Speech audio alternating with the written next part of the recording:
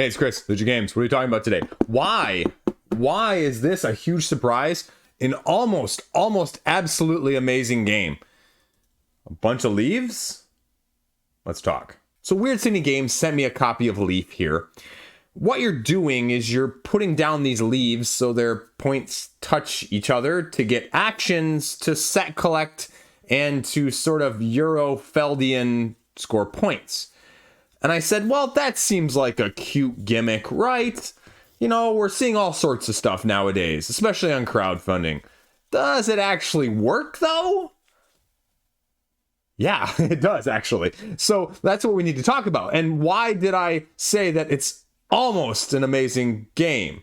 You know, let's talk about that for a second. If you're not familiar with what this is, essentially, like I said, right? You lay these down on a grid. You have the points match each other. The number of points that match determines the actions you get of the color that you're now touching with your new one. Rinse and repeat until winter happens, you know, or you cross the barrier of frosting 3 times, essentially. And getting frosty tips in this case is not just as simple as, you know, getting the hair done. So what you've got set out in front of you here is you've got your 3 main areas. You've got your squirrel climbing tree, you got your animals conglomerating, and you got your leaves aplentying.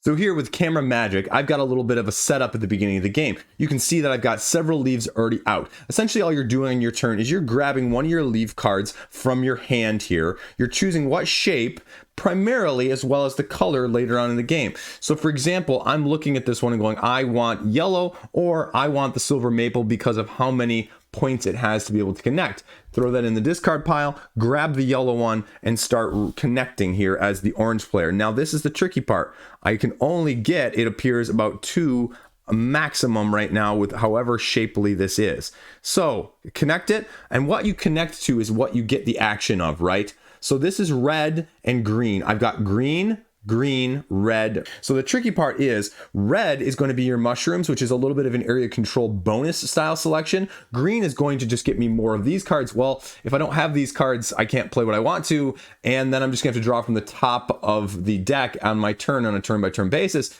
because you have to do one of these actions every single time. Now, so then red, this is where the mushrooms come in. The mushrooms are the tricky part of this game that are a little bit weird as you get used to it. You essentially get to put down a baby mushroom on any tile that you want to that doesn't have one.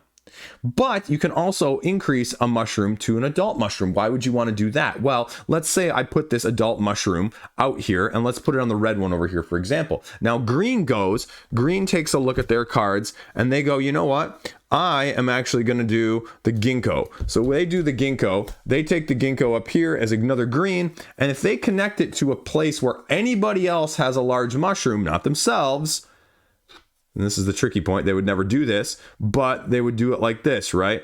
So if they did that, orange actually gets the benefit of getting a sunshine. Why does sunshine matter? Sunshine, you have 3 of these on your turn, once per turn, not as part of your action. You move the tracker along the board, advancing it. Why would you want to do that? Well, 1, if you're the one that moves it, you get victory points. 2, you cross the frost line. The frost line is also where we start to get into the animals. So if you're playing an orange one here, for example, let's say again, we've got orange out right here, and it's got a 3 point there.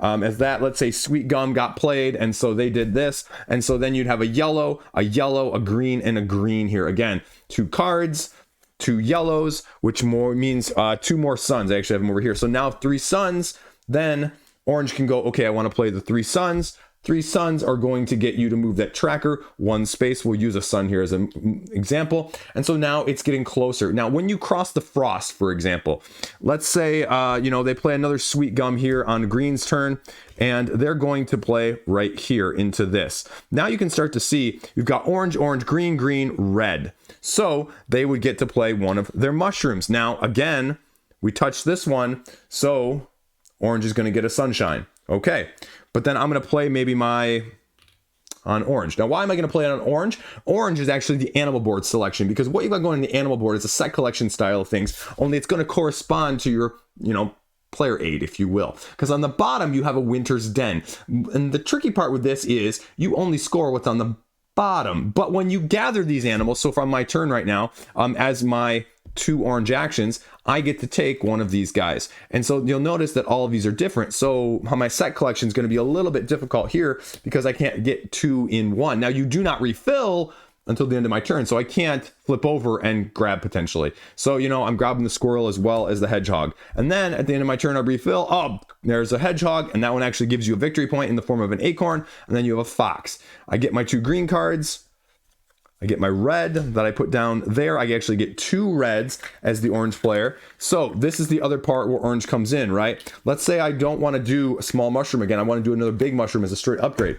So this is where the mushrooms also play a bigger role. It's because they're endgame scoring set collection victory point conditions as well. Because the largest group contiguous that you have connected of large mushrooms is also going to give you nonlinear set collection style points. Capiche? Makes sense? There you go. Then you also have one last thing here. For example, you have the brown. If the brown gets utilized here, and actually let's grab this one, the silver maple here. Let's just make it contiguous with the game, and let's move this out of the way. You grab the brown, and let's just connect it to brown so you can see. Brown to brown. 1 brown, 1 red. Okay, relatively straightforward. I get to put one of my little mushrooms out. I'm going to upgrade this guy. Okay, and then we have the brown action, and the brown action is actually moving your tiny little squirrel up the tree. And so for each time I touch, I get to move a space up. So sunshine, sunshine, sunshine. Although I could go this way to leaf if I really wanted to. If I was desperate for cards, I might go up this path, and it gives you a couple different branching paths that you can actually go up. But then I get 2 sunshines as the green player, and my turn would be done. And you go back and forth like this until you either run out of 3 piles, 3 stacks of these leaves, which, to be frank, actually happens really quickly, believe it or not, especially at the higher player counts. And then the other optional condition here at the end game scoring is you frost once, you frost twice, you frost a 3rd time, and the game is over. Meaning you take whatever sets you have of animals and you take them and move them from the top below, but you can only move 1 set of animals. Now, let's say I already had moved down my porcupines or my hedgehogs there, and I get another hedgehog and I frost again. I can still move down the hedgehogs again. That's just going to make my set collection a little bit better. That's the game in a nutshell. So what do I think of it? That's the game in a nutshell, right? Not that complex. And therein lies both the blessing and the curse. The big pro of this is a perfect family sort of, not really engine builder, but just, resource management style game. It's absolutely fantastic in the actuality of what it does as a whole. It's not too much. It's, bordering on just a little bit, not enough. And that's the biggest pro and con. I can teach this to anybody. I can play this with my kids. This is a great game for me and my wife as well.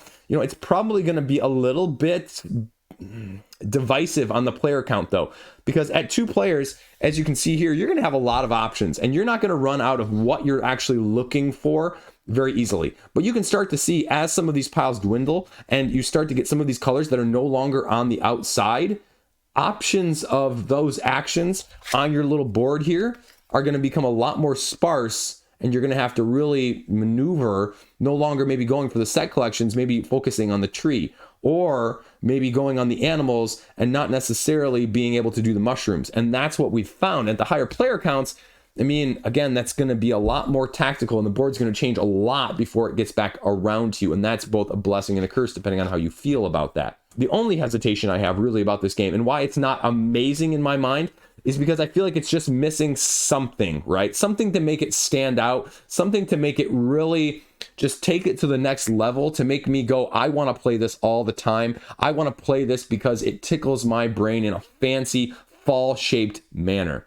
And where I'm going with this is the crowdfunding campaign actually had 3, I believe, plus maybe a solo mode modules that added just a bit more tactical nature to it, a little bit more nuance. The animals had some powers. You started off with, some asymmetry between the players. There's a solo mode. Those are all stretch goals, and it doesn't come with the retail edition right now.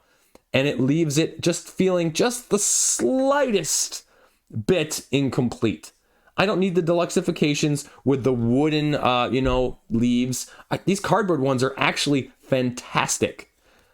Everything else is fine. But knowing that it's missing just those 2 slight elements, which I don't think would make it too much, one bit whatsoever. I think it would give it just the spice to make it stand out from all of the other 7s in your collection, if you will, and give it a lot longer of a play life and a shelf life in my own collection from that side of things. It reminds me of the game from 2022, Trekking Through History, which is up there sitting in my collection still. Once I played with the small expansion from that, my wife and I both said, well, this is a mini modular expansion that we're never going to play without. And that's the feeling I can't help but have with this one, is that if I had those and played with those, I just wouldn't want to play without them. And so that's my only conundrum. You have a real chance to take the game and elevate it, you know, just above the family level to just a more